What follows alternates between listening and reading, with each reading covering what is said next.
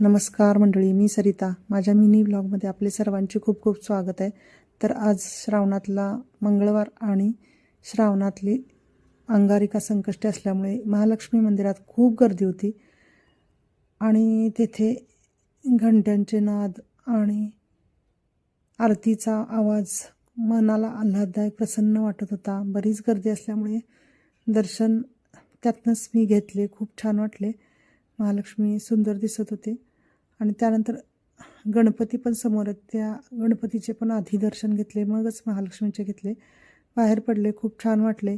छोटी महालक्ष्मी आहे, तिचे दर्शन घेतले.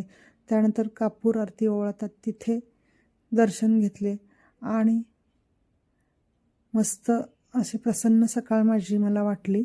खूप आनंद वाटला दर्शनामुळे गणपती आणि महालक्ष्मीच्या. मग थोडं फोटो सेशन केलं आणि घरी आले. व्हिडिओ आवडला असेल तर व्हिडिओला लाईक करा, नवीन असेल तर सबस्क्राईब करा. धन्यवाद.